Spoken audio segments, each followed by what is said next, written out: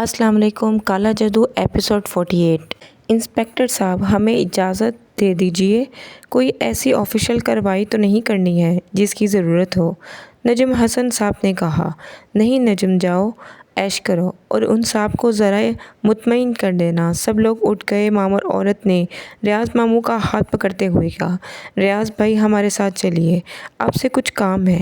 فوراً ہی ریاض ماموں کے ذہن میں میرا خیال آیا اور انہوں نے کہا، انسپکٹر صاحب وہ اس وقت 2 کانسٹیبل اندر داخل ہوئے اور انہوں نے سلوٹ کر کے کہا، سر ڈی ایس پی کی گاڑی آ کر رکی ہے۔ اوہ اچھا۔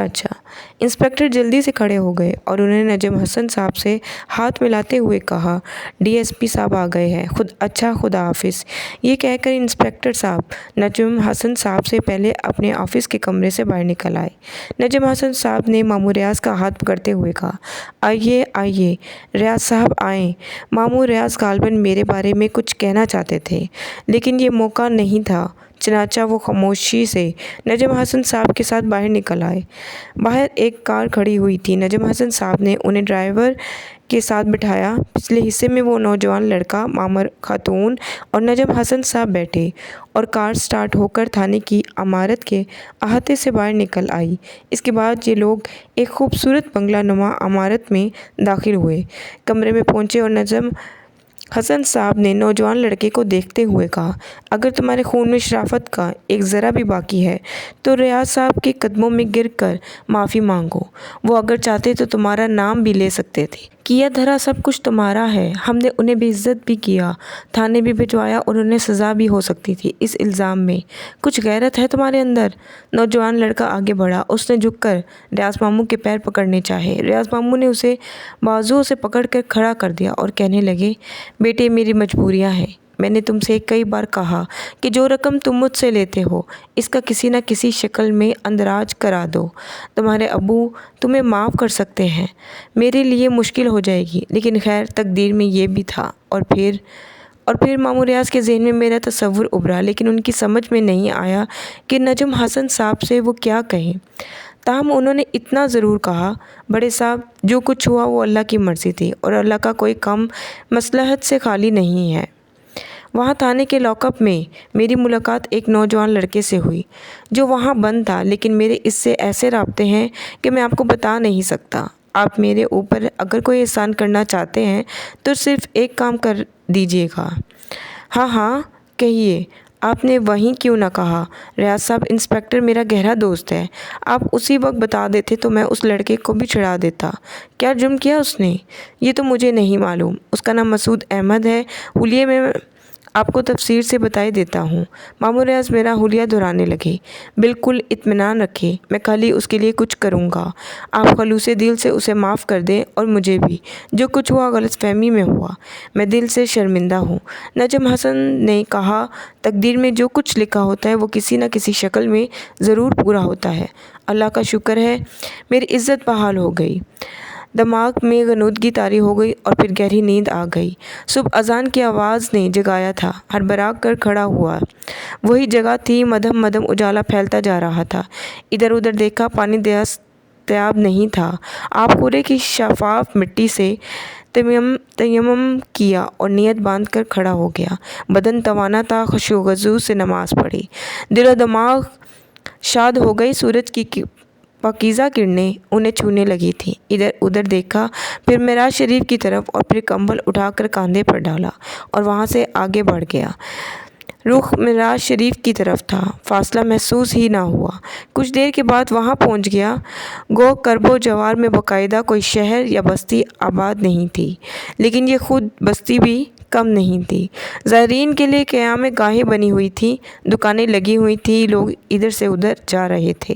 ایک بزرگ کو دیکھا، سفید کپڑے پہنے ہوئے تھے، 2 بڑے تھیلے دونوں ہاتھوں میں لٹکائے ہوئے تھے، میری طرح نڈھال نظر آ رہے تھے۔ مجھے امداد طلب نظروں سے دیکھا، پھر اشارہ کیا تو میں قریب پہنچ گیا۔ میاں مزدوری کرو گے؟ وہ بولے، ضرور کریں گے، یہ تھیلے وہاں پہنچانے ہیں۔ انہوں نے کافی فاصلے پر اشارہ کیا۔ بسم اللہ۔ میں نے جلدی سے تھیلے اٹھائے۔ پہلے پیسے بتا دو، جو عنایت فرمائیں گے لے لیں گے۔ بعد میں جھگڑا نہ کرنا۔ نہیں کریں گے، آئیے۔ میں تھیلے سنبھال کر آگے چل پڑا۔ بزرگ میرے پیچھے پیچھے آ رہے تھے۔ وزنی تھیلے مطلوبہ جگہ پہنچا کر میں سیدھا ہوا تو بزرگ نے 2 روپے نکال کر میرے ہاتھ پہ رکھ دیے۔ بہت شکریہ۔ کم تو نہیں ہے؟ نہیں ہیں، اگر آپ نے خوشی سے دیے ہیں۔ ناشتہ کرو گے؟ نہیں، عنایت ہے، ناشتے کے اللہ نے بندوبست کرا دیا ہے۔ میں نے 2 روپے مٹھی میں دبا کر کہا۔ اسی وقت ریسٹ ہاؤس سے ایک کمرے سے کوئی 11 سالہ لڑکا بھاگتا ہوا باہر نکلا۔ اس کے پیچھے ایک عورت، ایک لڑکی اور ایک 30-32 سالہ شخص دوڑتے ہوئے باہر آئے۔ لڑکے نے چیخ کر کہا، دادا میاں پکڑیے۔ میرے ساتھ آنے والے معمر بزرگ چونک پڑے۔ ان کے حلق سے لا یقینی سی آواز نکلی۔ میں نے بھی چونک کر لڑکے کو دیکھا اور اچانک لڑکا ٹھٹک کر رک گیا۔ اس نے پھٹی پھٹی آنکھوں سے مجھے دیکھا، پھر پوری طرح چیختا وہ واپس اندر گھس گیا۔ اس کے دروازے پیچھے دوڑنے والے رک گئے، جیسے کچھ نہ سمجھ پائے ہو۔ میرے وہاں رکنے کا جواز نہیں تھا، اس لیے میں پلٹ کر واپس چل پڑا۔ جہاں دکانیں لگی ہوئی تھیں وہاں پہنچا۔ 1.5 روپے کی 2 پوڑیاں اور ترکاری لی۔ کاغذ پہ رکھے ایک گوشے میں آ بیٹھا۔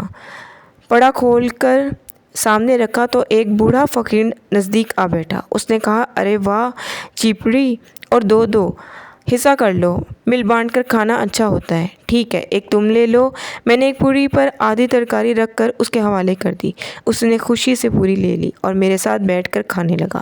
کچھ دیر کے بعد ہم فارغ ہو گئے۔ پانی پیو گے؟ ہاں، آؤ تلاش کرے۔ نہیں، میں دیتا ہوں، اس نے کہا اور اپنی گٹاری سے ایک ٹوٹا پھوٹا سلور کا گلاس نکالا۔ گلاس خالی تھا۔ اس نے اسے میرے سامنے کرتے ہوئے کہا، لو پہلے تم پی لو۔ میں حیرت سے بولا، پانی کہاں ہے؟ وہ ایک دم ہنس پڑا تھا، پھر بولا، دیکھو تو پانی، دیکھنا تو ضروری ہوتا ہے نا۔ بات میری سمجھ میں نہیں ہے، لیکن اچانک یہ ہاتھ میں تھاما ہوا گلاس وزنی محسوس ہوا اور اس سے پانی چھلکنے لگا۔ میری آنکھیں حیرت سے پھٹی کی پھٹی رہ گئی۔ دو، جلدی سے بولا، تم پیو بھائی، پھر مجھے دو۔ مگر میں پانی پینا بھول گیا تھا۔ اس نے اپنی گٹاری سے خالی گلاس نکالا تھا اور جب یہ گلاس میرے ہاتھ میں آیا تھا تو بالکل ہلکا تھا، لیکن اب وہ پانی لبالب بھرا ہوا تھا۔ اس نے پھر ایک کلکاری ماری اور کہنے لگا، پوری تمہاری، پانی ہمارا، حساب برابر۔ دیکھو تو ملے، سوچو تو پاؤ۔ ارے جلدی کرو، ہمیں پیاس لگ رہی ہے۔ مرچیں لگ رہی ہیں، مرچیں۔ وہ اپنے دونوں گال پیٹتا ہوا بولا اور میں بادل خواستہ پانی کا گلاس منہ سے لگایا۔ طبیعت سیر ہو گئی اور پھر جب گلاس پیچھے ہٹایا تو وہ کناروں تک لبالب بھرا ہوا تھا۔ اس نے جلدی سے میرے ہاتھ سے گلاس چھین لیا۔ یہ گلاس تمہارا، نہ گلاس تمہارا، نہ کمبل ہمارا، اپنا ناشتہ ناپو، ہم بھی چلے۔ یہ کہہ کر اس نے گلاس گدیری میں ڈالا اور تیز تیز قدموں سے وہاں سے آگے بڑھ گیا۔ میں شدت حیرت سے کنگ کر رہ گیا۔ عجیب سا شخص تھا، پھٹے پرانے چیتھڑے لگے ہوئے لباس میں ملبوس، کاندھے سے جھولی لٹکائے، ایک اونچی سی قبر کے کتبے کے پیچھے پہنچ کر وہ میری نگاہوں سے اوجھل ہو گیا اور میں سوچتا ہی رہ گیا۔ کوئی بات سمجھ میں نہیں آئی تھی، گردن جھٹکی اور پھر سوچنے لگا کہ اب کیا کرنا چاہیے۔ دن خوب چڑھ گیا تھا اور رات کی نسبت دھوپ میں تیزی پیدا ہونے لگی تھی۔ جگہ جگہ وہ سیدھا قبریں، ٹوٹے پھوٹے لکوری اینٹوں سے بنے مقبرے نظر آ رہے تھے۔ بہت سی جگہ چھاؤں تھی، کبھی کسی جگہ کا انتخاب کیا جا سکتا تھا۔ کچھ ایسا شکم سیر ہو گیا اس ایک پوری سے کہ بدن بوجھل محسوس ہونے لگا۔ بہرحال وہاں سے ہٹا، کمبل کاندھے پر ڈالا اور اس کے بعد قبروں کے درمیان مارا مارا پھرتا رہا۔ دوپہر کو بڑے مزار پر جانا نصیب ہوا۔ بڑی ٹھنڈک تھی وہاں۔ بے شمار افراد گنبد کے نیچے آرام کر رہے تھے۔ میں بھی وہیں پہنچ گیا۔ دل چاہا کہ فاتح خوانی کروں، چنانچہ مزار کے قدموں میں پہنچ کر فاتح خوانی کرنے لگا۔ دھوپ تیز ہو گئی تھی، وہاں سے واپس نکل آیا۔ اسی جگہ پاؤں پسار کر لیٹنا کچھ اچھا نہ ہوا لگا۔ یوں محسوس ہوا جیسے مزار اقدس کی بے رحمتی ہو اگر میں وہاں لیٹ جاؤں۔ بہت سی جگہیں خالی پڑی ہوئی تھیں، گھنے درختوں کے سائے دور دور تک پھیلے ہوئے تھے۔ باہر نکلا اور ایک گھنے درخت کے نیچے آ کر لیٹ گیا۔ کمبل کو تہہ کر کے تکیہ بنا کر سر کے نیچے رکھا اور درختوں کے پتوں کو گھوڑنے لگا۔ ننھے ننھے پرندے چہچہا رہے تھے، جگہیں تبدیل کر رہے تھے، انہیں دیکھ سکتا تھا۔ بہت دیر اسی طرح گزر گئی۔ آنکھوں میں کچھ بوجھل سا پیدا ہو گیا۔ بھوک تو نام و نشان نہیں لگی تھی۔ ایک پوری نے دن بھر کی کسر پوری کر دی تھی۔ پھر پھر وہ شخص یاد آیا، ایسی جگہوں پر اللہ کے نیک بندوں سے ملاقاتیں ہو ہی جاتی ہیں۔ کیا کہہ گیا تھا، دیکھو تو پاؤ، سوچو تو جانو۔ غور کرنے لگا، اور یہی غور کرتے کرتے اچانک پچھلے دن کی باتیں یاد آ گئی اور اچھل پڑا۔ ماموں ریاض تھانے میں ملے تھے اور وہ لوگ انہیں لے گئے تھے، لیکن اس کے بعد جو کچھ علم میں آیا تھا وہ کیا حیثیت رکھتا تھا۔ بالکل یوں لگتا تھا جیسے تمام واقعات میری نگاہوں کے سامنے سے گزر رہے ہوں، میں خود بھی ان میں شریک ہوں۔ یہ کیسے ہو سکتا ہے؟ یہ کیا بات تھی؟ کچھ سمجھ میں نہیں آیا۔ بہت دیر تک غور کرتا رہا اور پھر گردن ہلا کر کروٹ بدل لی۔ ماموں ریاض بیچارے، اگر جو کچھ میرے ذہن میں آیا سچ ہے تو اس کا مطلب ہے کہ مصیبت سے نکل گئے۔ سوال یہ پیدا ہوتا ہے کہ یہ سب کچھ ذہن میں کیسے آیا؟ ٹھنڈی ہواؤں نے آنکھوں کے پپوٹے بوجھل کر دیے تھے اور ہلکا سرور ذہن پر طاری ہو گیا تھا، لیکن سوچوں کے دائرے محدود نہیں ہوئے تھے۔ سوچوں کا عظیم سرمایہ محفوظ تھا۔ دماغ بوجھل ضرور ہو گیا تھا لیکن حاضر تھا۔ ماموں ریاض کے دل میں ضرور ہوگا کہ میرے لیے کچھ کریں، ہر چند کہ میں نے انہیں اپنے بارے میں کچھ نہیں بتایا تھا، لیکن اتنا جانتا تھا کہ وہ بھی دیوانے ہو گئے ہوں گے اگر بڑے افسر نہ آ جاتے تو۔ ہو سکتا ہے جو کچھ میرے ذہن میں آیا اس کے بعد انہوں نے کچھ کیا ہو سکتا ہے انہوں نے گھر جا کر میرے بارے میں امی ابو کو بتایا ہو۔ کیا گزری ہوگی ان پر ماموں ریاض؟ ٹوٹا پھوٹا سا گھر تھا، بوسیدہ کوارٹر جس پر ٹاٹ کا پردہ پڑا تھا، پلاسٹر کی دیواریں تھیں، دروازے کے دوسری طرف چھوٹا سا صحن، ایک برآمدہ جس میں تخت پڑا ہوا تھا، ایک کمرہ جس میں بائیں سمت غسل خانہ اور بیت الخلا، دوسری طرف باورچی خانہ، اور ابو اور امی تخت پر بیٹھے ہوئے تھے۔ امی کے سر کے بال سفید ہو گئے تھے، چہرے پر جھریاں پڑی ہوئی تھیں، آنکھیں بے نور تھیں اور وہ بار بار پلکیں جھپکا رہی تھی۔ ابو اچھل پڑے، انہوں نے سرگوشی کے عالم میں کہا، ریاض آ گیا؟ آ گیا؟ امی اچھل پڑی، ہاں ریاض میرے بیٹے۔ امی کی لرزتی آواز ابھری، ہاں باجی میں آ گیا۔ کہاں ہے میرے پاس آ ریاض، میرے پاس آ۔ ماموں ریاض امی کے سینے سے جا لگے تھے۔ کیا ہوا تھا؟ مارا تو نہیں تجھے؟ انہوں نے تجھے مارا تو نہیں؟ امی ماموں ریاض کو ٹٹولتی ہوئی بولے، ارے نہیں باجی، کوئی میں ڈاکو ہوں، چور تھا، مارتے کیسے؟ ماموں نے ہنستے ہوئے کہا، اللہ تیرا شکر ہے، اللہ تیرا احسان ہے۔ کچھ کھایا ہے تو نے؟ پیٹ بھر کر کھایا ہے باجی، اطمینان سے بیٹھو۔ جھوٹ بول رہا ہے نا؟ سنیے، روٹیاں لے آئیے بازار سے، میں چائے بنا لیتی ہوں۔ روٹیاں لے آئی۔ باجی میں نے کھانا کھا لیا ہے اور کھائیں گے۔ ریاض ہم نے نہیں کھایا، کل سے نہیں کھایا۔ اوہو، میں لاتا ہوں، آپ بیٹھے بھائی جان، میں لاتا ہوں، ماموں ریاض بولے۔ نہیں ریاض تو نہ جا بیٹے، کہیں پولیس دوبارہ نہ پکڑ لے۔ تو نہ جا ریاض۔ باجی پولیس کیوں پکڑے گی مجھے؟ آخر اسے دھوکہ ہوا تھا، بعد میں سب نے معافی مانگی ہے۔ یہ دیکھیے نجم حسن صاحب نے مجھے 500 روپے بھی دیے ہیں ہر جانے کے طور پر۔ تجھ پر اب الزام تو نہیں ہے؟ نہیں باجی، فیض حسن بری صحبتوں میں ضرور پڑ گیا ہے، مگر وہ لڑکا برا نہیں ہے۔ جب اسے معلوم ہوا کہ اس کی جو رقمیں غائب کی ہیں ان کے الزام میں اس کے باپ نے مجھے گرفتار کرا دیا ہے تو وہ باپ کے پیچھے پہنچ گیا اور اس نے ساری بات بتا دی۔ نجم حسن خود تھانے گئے، ان کی بیوی اور فیض بھی ساتھ تھا۔ انہوں نے مجھے چھڑا لیا، معافی مانگی تھی، انہوں نے 200 روپے تنخواہ میں اضافہ بھی کر دیا ہے۔ اللہ تیرا شکر ہے۔ بھائی جان میں کھانا لے آتا ہوں، روٹیاں لے آ، میں چائے بنا لیتی ہوں۔ نہیں باجی، مرغی کا سالن لاؤں گا، محنت کے پیسے ملے ہیں، اور آپ کو چائے بنانے کی کیا ضرورت سوجی؟ کیا پھر آپ چولہا جلانے لگی ہیں؟ نہیں مانتی، مجھے بتاؤ کیا کروں؟ ابو بولے، خدا کے لیے باجی چولہے کے پاس نہ جایا کرے، پورا دوپٹہ جلا لیا تھا، اللہ نے بچا لیا۔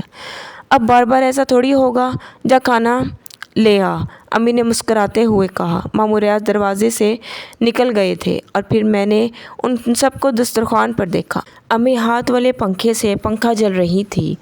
اب یہ پنکھا رکھ دیں اور کھانا کھائیں۔ ابو بولے، اف ہو، کھاؤ تم لوگ، مکھیاں بیٹھیں گی کھانے پر۔ ایک بھی مکھی نہیں ہے، رکھیے پنکھا، کھانا کھائیے۔ ماموں بولے، ذرا دیکھیے بنی ہوئی مرغی کیا مزے دے رہی ہے، کھا لوں گی نا، تم لوگ کھاؤ۔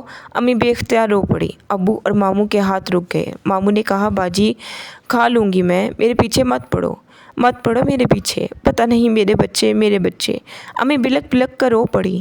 ابو بھی سسکنے لگے۔ ماموں عجیب سی کیفیت کا شکار ہو گئے تھے۔ وہ ان دونوں کو دیکھنے لگے، رک گئے۔ تم لوگ نہ کھاؤ، تم مجھے مردہ دیکھو، کھاؤ میں کہتی ہوں، کھاؤ۔ امی ان کے ہاتھ ٹولنے لگی۔ ماموں ریاض نے کہا، آپ سے تنہائی میں کچھ کہنا چاہتا تھا بھائی جان۔ ابو نے آنکھوں میں آنسو بھر کر انہیں دیکھا۔ آپ کے اور باجی کے سوا دنیا میں میرا اور کون ہے؟ آپ دونوں کی قسم کھا کر ایک بات کہہ رہا ہوں، یہ رزق ہے میرے ہاتھ میں۔ میں جھوٹ نہیں بول رہا، مگر اب سوچ رہا ہوں کہ جو کہنا ہے باجی کے سامنے ہی کہہ دوں۔ کیا بات ہے؟ ابو نے آنکھیں خشک کر کے ماموں ریاض کو دیکھا۔ مسعود زندہ ہے، خیریت سے ہے، بس ذرا کمزور ہو گیا ہے، حلیہ بدل رکھا ہے، داڑھی چھوڑ دی ہے، کہتا ہے کہ جو کچھ مشکلات ہیں جن پر قابو پا لیا تو پھر وہ واپس گھر آ جائے گا، اس کی فکر نہ کیجیے۔ کیا؟ ابو اچھل کر کھڑے ہو گئے۔ آپ کی اور باجی کی قسم جھوٹ نہیں بول رہا، وہ زندہ سلامت ہے، اور اسے محمود کے بارے میں بھی معلوم ہے۔ ہمارا محمود بھی خدا کے فضل سے خیریت سے ہے اور ملک سے باہر چلا گیا ہے۔ اگر اسے پتہ چلا معلوم ہوتا تو یقیناً وہ اب تک ہم سے رابطہ کر چکا ہوتا۔ ریاض تجھے اللہ کا واسطہ کلیجہ نکال لیا تو نے؟ ہائے تو نے کلیجہ نکال لیا ہے۔ ارے تجھے خدا کا واسطہ بتا دے کہ دل رکھ رہا ہے یا سچ بول رہا ہے۔ امی نے جھک کر ماموں ریاض کے پاؤں پکڑ لیے۔ میں نے آپ دونوں کی قسمیں کھائی ہیں باجی، اور میں کچھ کر بھی سکتا ہوں تو مجھے بتائیں۔ کہاں ملا وہ؟ تیرے ساتھ گھر نہیں آیا، تھانے کے لاک اپ میں ملا تھا۔ ابو کے حلق سے روندی ہوئی آواز نکلی۔ اللہ نے چاہا تو واپس آ جائے گا۔ نجم حسن کل اپنے تھانے دار دوست سے مل کر اسے رہا کرا لیں گے۔ مجھے لے چل ریاض، مجھے لے چل۔ اپنے بچوں کو چھونا چاہتی ہوں میں اسے چھونا چاہتی ہوں۔ امی نے زاروں قطار روتے ہوئے کہا۔ آپ نے اس طرح دل دکھا دیا باجی، ورنہ میں ابھی آپ کو کچھ نہ بتاتا۔ مجھے اپنی یہ خاموشی جرم محسوس ہوئی تھی۔ ہر قیمت پر آپ کو انتظار کرنا ہوگا بھائی جان۔ آپ غور کریں، اس کا قتل کا الزام ہے کہ جانے کس طرح اس نے خود کو چھپایا ہوا ہے۔ پولیس کی یادداشت اتنی خراب نہیں ہوتی، سب یکجا ہو گئے تو انہیں تھانے دار کو ماضی یاد آ جائے، پھر ہم کچھ نہیں کر سکیں گے۔ ہیں؟ امی کے منہ سے نکلا۔ ہاں باجی، صبر کرنا ہوگا آپ کو۔ اللہ نے آپ کو ان دونوں کی زندگی کی خبر دی ہے، ایک دن ہم سے آپ بھی ملیں گے۔ کل نہیں؟ امی نے حسرت سے پوچھا۔ سب کچھ اللہ جانتا ہے، وہی سب کچھ۔ ایک دم سلسلہ ٹوٹ گیا، کوئی پاؤں پکڑ کر چلا رہا تھا۔ پھر ایک آواز سنائی دی، بابا جی، بابا صاحب۔ میں چونک پڑا۔ چند افراد کھڑے ہوئے تھے، شکلیں جانی پہچانی سی تھیں۔ ان بزرگ کو میں نے فوراً پہچان لیا، جن کا سامان اٹھانے کے 2 روپے ملے تھے مجھے۔ میں جلدی سے اٹھ گیا اور آنکھیں پھاڑ پھاڑ کر انہیں دیکھنے لگا۔ بابا صاحب اٹھیے بابا صاحب، کوئی غلطی ہو گئی مجھ سے؟ میں نے سہمے ہوئے لہجے میں پوچھا۔ غلطی ہم سے ہوئی ہے بابا صاحب، آپ کو پہچان نہ سکی۔ کوئی غلطی ہو گئی تو معاف کر دیں۔ اللہ کے نام پر آپ ہماری مدد کریں بابا صاحب، اللہ آپ کو اس کا اجر دے گا۔ آپ لوگ یقین کریں، میری سمجھ میں کچھ نہیں آیا۔ میں اٹھ کر بیٹھ گیا۔ وہی خاندان تھا جو ریسٹ ہاؤس میں ٹھہرا ہوا تھا۔ اب میں نے سب کو پہچان لیا، وہ سب میرے ارد گرد بیٹھ گئے۔ بزرگ نے کہا، امی میرا پوتا ہے، میرے بیٹے کا ایک ہی بیٹا ہے، دوسری بیٹی ہے، یہ ہے وہ نسیمہ۔ عامر اسکول میں پڑھتا تھا، شوخ کھلاڑی مگر ذہین تھا، کبھی کبھی بچوں کے ساتھ اسکول سے آوارہ گردی کرنے نکل جاتا تھا۔ اس دن بھی ایسا ہی ہوا تھا۔ اس کے اسکول سے کافی فاصلے پر ایک جگہ کربلا کے نام سے مشہور ہے، وہاں تعزیے دفن کیے جاتے ہیں۔ نزدیک ہی قبرستان بھی ہے، آس پاس کھیت بکھرے ہوئے ہیں، وہیں کھیلنے چلا گیا تھا۔ واپس آیا تو چہرہ سرخ ہو رہا تھا، آنکھیں چمک رہی تھی۔ رات کو بخار آ گیا، وہ ذہان وقتہ رہا۔ اس کے بعد میاں صاحب ہم زیر عتاب ہیں۔ سینکڑوں ایسے واقعات ہو چکے جن کی تفصیل طویل ہے۔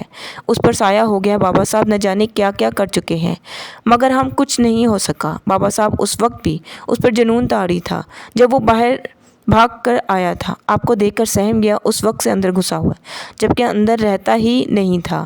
اب کہتا ہے باہر نہیں جاؤں گا۔ باہر وہ ہے کون؟ میں نے پوچھا۔ آپ سے ڈر رہا ہے؟ مجھ سے؟ ہاں، مجھ سے کیوں؟ اللہ جانتا ہے۔ میں ہنسنے لگا۔ عجیب ہیں آپ لوگ، آپ کو پتہ ہے کہ میں خود ایک غریب آدمی ہوں، محنت مزدوری کر کے پیٹ بھرتا ہوں۔ چاچا میاں، آپ کو خود علم ہے کہ میں نے آپ کا سامان اٹھا کر صبح کا ناشتہ کیا تھا۔ اللہ کے نیک بندے ایسے ہی ہوتے ہیں۔ دیکھیے بابا صاحب، ہم بھلا آپ سے کچھ کہنے کی کہاں اہلیت رکھتے ہیں، اتنا ضرور کہیں گے کہ اللہ نے اپنی کوئی امانت آپ کو سونپی ہے تو اسے دوسروں کی بھلائی کے لیے ضرور استعمال کرے، آپ کی سربلندی میں اضافہ ہی ہوگا۔ ہم پریشان حال لوگ ہیں، نہ جانے کہاں کہاں مارے پھر رہے ہیں۔ وہ معصوم بچہ ہے، کل 11 سال عمر ہے اس کی، پوری زندگی تباہ ہو جائے گی اس کی، ماں رو رو کر مر جائے گی اس کی، سولی پر لٹکائے ہوئے ہیں ہم لوگ، اللہ کے نام پر ہماری مدد کرے۔ بزرگ رونے لگے۔ مگر محترم، میں ایک عام آدمی ہوں، میں خود زندگی کا ستایا ہوا ہوں۔ آپ کو ضرور میرے بارے میں کوئی غلط فہمی ہوئی ہے۔ وہ صرف آپ سے خوف زدہ ہے، کہتا ہے باہر نہیں جائے گا، باہر کمبل والے بابا ہے اور کمبل آپ ہی کے پاس ہے۔ کمبل؟ میرے پورے وجود میں بم سا پھٹا۔ کمبل؟ میں نے پھٹی پھٹی آنکھوں سے اس کمبل کو دیکھا جسے ابھی سرہانے رکھے ہوئے سو رہا تھا۔ یہ عطیہ انہی دو بزرگوں میں سے ایک نے مجھے دیا تھا، مگر اس وقت میری اندھی آنکھوں نے اسے نہیں پہچانا تھا، اب تک نہیں پہچانا تھا۔ یہ تو وہی کمبل تھا جو ایک بار پہلے مجھے مل چکا تھا۔ میں بھلا اس کمبل کو بھول سکتا تھا؟ جب یہ ملا تھا تو مجھے عروج ملا تھا اور پھر میں نے اسے کھو دیا تھا۔ یہ وہی کمبل تھا، 100% وہی تھا۔ دماغ میں شیشے سے ٹوٹنے لگے، چھناکے ہونے لگے۔ وہ دونوں بزرگ یاد آئے جن میں سے ایک نے مجھے کمبل دیا۔ شکلیں یاد نہیں تھی لیکن باقی سب کچھ یاد تھا۔ کمبل اوڑھا تھا اور اس کے بعد امی ابو کو دیکھا تھا، ماموں ریاض کے بارے میں آگے کا سارا حال دیکھا تھا۔ کوئی تصور اتنی جامع شکل نہیں اختیار کر سکتا۔ میں نے تو وہ سب کچھ دیکھا جس کا تصور بھی نہیں کیا جاتا۔ بابا صاحب، بزرگ کی آواز نے مجھے چونکا دیا۔ جی؟ خدا کے لیے بابا صاحب، خدا کے لیے۔ اللہ نے آپ کو کچھ دیا ہے تو اسے اللہ کے راہ میں خرچ کریں۔ خدا کے لیے بابا صاحب۔ بزرگ نے دونوں ہاتھ جوڑ دیے اور میں تڑپ اٹھا۔ ایسا نہ کرے محترم، خدا کے لیے ایسا کر کے مجھے گناہ گار نہ کرے، ہماری مدد کرے۔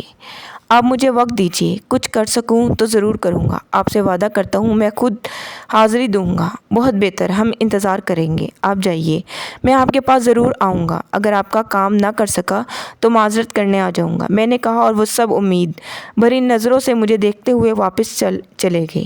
میں نے دیوانہ وار آگے بڑھ کر کمبل اٹھایا، اسے سینے سے لگا لیا۔ سکون کا ایک سمندر سینے میں اتر گیا۔ دیر تک اس سکون سے بہرہ ور ہوتا رہا۔ شام کے سائے جھلک رہے تھے، عصر کی نماز کا وقت ہو گیا۔ پانی تلاش کر کے وضو کیا، نماز پڑھی اور اس درخت کے نیچے بسیرا کر لیا تھا۔ رات ہو گئی، عشاء کی نماز سے فارغ ہوا تھا کہ ایک کھانا آ گیا۔ بابا صاحب، لنگر لے لیجیے۔ صاحب مزار کے نام کا ہے۔ انکار نہ کر سکا، تھوڑا بہت کھانا کھایا، اس کے بعد کمبل اوڑھ لیا۔ دل میں کہا، مجھے اس نعمت سے سرفراز کرنے والوں، مجھ سے زیادہ تم میرے بارے میں جانتے ہو۔ میں کور بینا ہوں، میری نظر محدود ہے، میری عقل محدود ہے۔ جو منصب مجھے عطا کیا ہے اسے عہدہ برآنے ہونے کے لیے رہنمائی درکار ہے۔ میری عقل ناقص، صحیح فیصلے کرنے سے قاصر ہے۔ مجھے رہنمائی عطا ہو، مجھے رہنمائی عطا ہو، مجھے رہنمائی درکار ہے، مجھے رہنمائی چاہیے۔ آنکھوں سے آنسو روا ہو گئے۔ کسی نے زور سے دھکیل کر کہا، بڑا پھیل کر سو رہا ہے، سڑک جگہ دے۔ میں لڑک گیا، اسی جگہ سے اٹھ کر بیٹھ گیا۔ یہ بھی پھٹے پرانے کپڑوں میں ملبوس ایک بوڑھا آدمی تھا۔ زمین اللہ کی ہے، اس پر سب کا حق ہے، کیوں نہیں آپ آرام سے لیٹ جائیں۔ میں جلدی سے اٹھ کر بیٹھ گیا۔ بوڑھا آدمی اطمینان سے لیٹ گیا۔ کچھ دیر خاموشی سے گزر گئی، پھر اس نے گردن اٹھا کر مجھے دیکھا اور بولا، پیروں میں بڑا درد ہو رہا ہے، ذرا دبا دو۔ جی؟ میں نے اس کا پاؤں اٹھا کر گود میں رکھ لیا اور اسے دبانے لگا۔ دفعتاً اس نے بڑی زور سے دوسرا پاؤں میرے سینے پر مارا اور میں بے اختیار لڑک کر دور جا گرا۔ ہاتھوں میں کانٹے اگے ہوئے ہیں، آہستہ نہیں دبا سکتا؟ طاقت آزما رہا ہے میرے پیروں پر؟ او نہیں بابا صاحب، معاف کر دیجیے، اب آہستہ دباؤں گا۔ میں اپنی جگہ سے اٹھ کر دوبارہ اس کے پاس آ بیٹھا، احترام سے دوبارہ اس کا پاؤں لے کر گود میں رکھا اور آہستہ آہستہ دبانے لگا۔ ہاں اب ٹھیک ہے۔ اس نے آنکھیں بند کر لی۔ کوئی 1 گھنٹہ گزر گیا تو اس نے کروٹ بدل کر دوسرا پاؤں میری گود میں رکھ دیا۔ میں دوسرا پاؤں دبانے لگا۔ کافی دیر گزر گئی، اچانک وہ بولا، قاتل بہت ہے، کچھ زیادہ خطرناک، کچھ کم۔ دشمن کے وار کرنے سے پہلے اس پر وار کر دو، اسے مار ڈالو۔ دشمن نمبر 1 غرور ہے، خود پسندی ہے، تمہارے بدن کا لباس، تمہاری بینائی، تمہاری سوچ اور سب سے بڑھ کر تمہاری زندگی، اپنی نہیں۔ پھر کس چیز پر حق جتاتے ہو؟ بے وقوفی ہے نا؟ کیوں ہے نا؟ ہاں، میں نے آہستہ سے کہا، سب کچھ قرض ہے، ادھار ہے، ادائیگی ضرور ہوتی ہے۔ بچا کچا اپنا ہوتا، دوسرے کے مال پر کیا اترانا؟ کیوں ہے کہ نہیں؟ ٹھیک ہے بابا صاحب، پوچھ لینا اچھا ہوتا ہے، سمجھ میں نہ آئے تو پوچھ لو۔ کس سے بابا صاحب؟ بتانے والا اندر ہوتا ہے، پوچھو گے جواب ملے گا، بھٹکنے کی ضرورت ہی کیا ہے، مگر کرنے سے پہلے پوچھو۔ جی بابا صاحب۔ خود غرضی ہمیشہ نقصان دیتی ہے، پہلے دوسروں کے بارے میں سوچو، پھر اپنے بارے میں۔ جذبات سنبھالنے پڑتے ہیں ورنہ کھیل بگڑ جاتا ہے، کیا سمجھے؟ اور کچھ پوچھنا ہے؟ آپ نے جتنا بتایا اتنا تو سمجھ لیا بابا صاحب، اتنا کافی ہے، ضرورت پڑے تو اور پوچھ لینا، میں نابینا ہوں۔ بابا صاحب کچھ نہیں جانتا، سچائی سے سب کچھ کرنا چاہتا ہوں مگر ناواقفیت کا شکار ہو جاتا ہوں۔ میں نے روندی ہوئی آواز میں کہا، چہرہ ڈھک لینا، دل و دماغ روشن ہو جائیں گے، بس کافی ہے۔ بوڑھے شخص نے پاؤں سمیٹ لیے۔ اور دباؤں بابا صاحب؟ نہیں، چلتا ہوں، بوڑھے نے کہا اور پھر تیزی سے آگے بڑھ گیا۔ میں اسے دیکھتا رہا۔ اس نے چند قدم آگے بڑھائے اور پھر ایک درخت کی آڑ میں گم ہو گیا۔ دل بری طرح کانپ رہا تھا۔ رہنمائی ملی تھی، انعام عطا ہوا تھا، ہدایت کی گئی تھی۔ درخت کے نیچے بیٹھ کر سوچ میں ڈوب گیا۔ ساری باتوں کو یاد کر کے دل میں اتارتا رہا۔ پھر وہ لوگ یاد آ گئے جن سے وعدہ کیا تھا۔ کیا کروں؟ کیا کرنا چاہیے؟ لیٹ کر کمبل چہرے پہ ڈال لیا۔ ذہن میں اس کا تصور کیا تو چاروں طرف روشنی پھیل گئی۔ وہ سب نگاہوں کے سامنے آ گئے، بزرگ، ان کا بیٹا، بہو، بیٹی اور وہ بچہ۔ زبان باہر لٹکی ہوئی تھی، آنکھوں میں دہشت رقصاں تھی۔ نوجوان لڑکی نے آنکھیں بند کی ہوئی تھی اور خوف سے کانپ رہی تھی۔ بچے کی ماں کی آنکھوں سے آنسو بہہ رہے تھے اور وہ حسرت بھری نظروں سے بچے کو دیکھ رہی تھی۔ اس کا شوہر سر پکڑے بیٹھا ہوا تھا اور وہی بزرگ تسبیح ہاتھوں میں لیے کچھ پڑھ رہے تھے۔ دفاتر لڑکی کی زبان لمبی ہونے لگی، سرخ زبان کسی سانپ کی طرح بل کھاتی ہوئی آگے بڑھ رہی تھی۔ اس کی لمبائی کوئی 4 گز ہوگی اور پھر اچانک اس نے ان بزرگ کے ہاتھوں میں دبی تسبیح کو لپک لیا۔ نوجوان لڑکی نے دہشت بھری چیخ ماری اور گر کر بے ہوش ہو گئی۔ بات کر لو، چلے جاؤ، حال معلوم ہو جائے گا، چلے جاؤ، کام ہو جائے گا۔ مجھے اپنی آواز سنائی دی، میں بول رہا تھا، میں سن رہا تھا۔ مستعدی سے اٹھ کھڑا ہوا، کمبل طے کر کے شانوں پر رکھا اور تیز تیز قدموں سے اسی طرح چل پڑا۔ کچھ دیر کے بعد وہاں پہنچ گیا۔ سب لوگ ریسٹ ہاؤس میں تھے۔ میں نے دروازہ بجایا، انہیں بزرگ نے دروازہ کھولا۔ آپ آئیے، دیکھیے اندر کیا ہو رہا ہے، انہیں روندے ہوئے لہجے میں کہا۔ آ سکتا ہوں؟ آ جائیے۔ بزرگ دروازے سے ہٹ گئے۔ میں اندر داخل ہو گیا۔ بچہ اچھل پڑا اور اس کی زبان فوراً اندر چلے گی۔ وہ اٹھ کر دیوار سے جا لگا۔ وہ مجھے خوف زدہ نظروں سے دیکھ رہا تھا اور شاید بھاگنے کے لیے جگہ تلاش کر رہا تھا۔ پھر اس نے گھرائی ہوئی آواز میں کہا، میرا تمہارا کوئی جھگڑا نہیں ہے، اپنا کام کرو ورنہ اچھا نہ ہوگا۔ ایک گلاس پانی دیجیے، میں نے بزرگ سے کہا اور وہ جلدی سے ایک طرف رکھی سرائی کی طرف بڑھ گئے۔ تم سن نہیں رہے؟ میرا تمہارا کوئی جھگڑا نہیں ہے، لڑکے نے بھاری آواز میں کہا۔ یہاں تم سے جھگڑا کون کر رہا ہے؟ اللہ کے بندے ہو، اللہ کا نام لے کر بات کرو۔ میں نے بزرگ کے ہاتھ سے پانی کا گلاس لے کر اس پر بسم اللہ پڑھ کر پھونکی اور اس کے بعد پانی کا گلاس لڑکے کی طرف بڑھا کر بولا، لو میاں، پانی پیو۔ محبت سے کوئی چیز پیش کی جائے تو اسے محبت ہی سے قبول کرنا چاہیے۔ دیکھ رو، آخری بات سمجھا رہا ہوں، ہمارے بیچ مت آؤ، تمہیں کوئی فائدہ نہ ہوگا سوائے نقصان کے۔ اللہ کے بندے ہو کے اللہ کے بندوں کو نقصان پہنچاؤ گے تو تمہارے ساتھ بھی تو بہتری نہیں ہوگی۔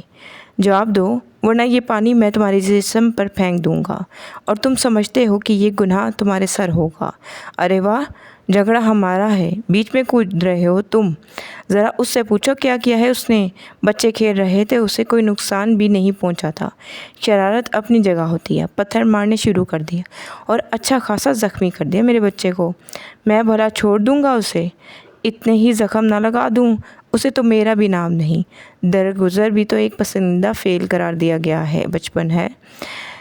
بے شک تمہیں نقصان پہنچا ہوگا، لیکن اس کی زندگی لے کر تمہیں کیا مل جائے گا؟ اور اگر میرا بچہ مر جاتا تو اللہ نے اسے زندگی عطا فرمائی، تم اس کے صدقے اس کی زندگی بھی قائم رہنے دو۔ یہ ضروری ہے؟ کیا ضروری ہے اور کیا غیر ضروری، میں سمجھتا ہوں۔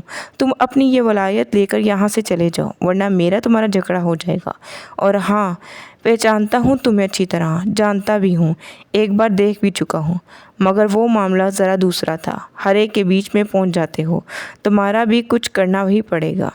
اگر میرے سر پر پتھر مار کر تمہارا دل ٹھنڈا ہو سکتا ہے تو میں حاضر ہوں، کچھ نہ کہوں گا تمہیں، لیکن بچوں کے باپ ہو، معاف کر دو اسے۔ میں اس کی طرف سے تم سے اور اہل خانہ کی طرف سے تم سے معافی مانگنا چاہتا ہوں۔ اگر کوئی جرمانہ کرنا چاہو تو جرمانہ کر دو، ادائیگی ہوگی، مگر اسے معاف کرنا ہی بہتر ہوگا۔ اور اگر نہ کروں تو پھر بات دوسری شکل اختیار کر لی جائے گی۔ میں نے گلاس سیدھا کر لیا اور لڑکا دیوار کے سہارے ادھر سے ادھر کھسکنے لگا۔ پھر بولا، یہ طریقہ ہوتا ہے دوستی کرانے کا؟ ان لوگوں سے کہو کہ آئندہ اگر یہ بچہ اس طرف دیکھا گیا تو پھر میں اسے نہیں چھوڑوں گا۔ اور تم؟ ٹھیک ہے، میں نہ صحیح کوئی دوسرا تمہیں ٹھیک کر دے گا۔ ہر ایک کے بیچ میں ایسے مت آ جایا کرو۔ اب تم یہ بتاؤ کہ سچے دل سے اسے معاف کر رہے ہو یا یوں ہی عارضی طور پر مجھے ٹال رہے ہو؟ اگر یہ بچہ دوبارہ ادھر دیکھا گیا تو اس کا وعدہ اس کے والدین کریں گے۔ عورت جلدی سے بولی، نہیں جائے گا، ہم وہ شہر ہی چھوڑ دیں گے، وہ جگہ ہی چھوڑ دیں گے، ہم کبھی نہیں جائیں گے اس طرف، کبھی نہیں جائیں گے۔ دیکھو میاں جی، مشورے دے رہے ہیں تمہیں، ہم ایسے معاملات میں ٹانگیں مت اڑایا کرو ورنہ کسی وقت نقصان بھی اٹھا جاؤ گے۔ ارے ہاں، پہنچ گئے ولی بن کر، لڑکے نے کہا اور اس کے بعد اس نے آنکھیں بند کر لی۔ رفتہ رفتہ اس کا جسم ڈھیلا پڑتا جا رہا تھا اور پھر وہ دیوار کے ساتھ نیچے کھسکتا ہوا زمین پر گر پڑا۔ وہ بھی بے ہوش ہو گیا۔ بزرگ جلدی سے آگے بڑھا، ان کا بیٹا بھی آگے بڑھا اور باپ نے بیٹے کو گود میں اٹھا لیا۔ لڑکا گہری گہری سانسیں لے رہا تھا۔ عورت کی سسکیاں بلند ہو رہی تھی۔ میں نے آہستہ سے کہا، خدا نے اپنا کرم کر دیا، میرے خیال میں اب سب ٹھیک ہے۔ آپ لوگ اطمینان سے اس کے ہوش میں آنے کا انتظار کریں، اب خدا نے چاہا تو سب بہتر ہو جائے گا۔ بزرگ جلدی سے میرے قریب پہنچے اور انہیں جھک کر میرے پاؤں پکڑنا چاہے تو میں 2 قدم پیچھے ہٹ گیا۔ نہیں محترم، خدا کے لیے نہیں، یہ آپ کیا کر رہے ہیں؟ یہ میرے ساتھ دشمنی ہے۔ محبت کے جواب میں دشمنی؟ بزرگ ایک دم سیدھے ہو گئے۔ میرا دل کہہ رہا ہے میرا بچہ ٹھیک ہو گیا۔ ہم سب کو نئی زندگی مل رہی ہے۔ اپنے جذبات کا اظہار کیسے کروں؟ وہ بولے، بس ایک ہی التجا ہے، کیجیے بابا صاحب، میرے حق میں دعائے خیر کیجیے۔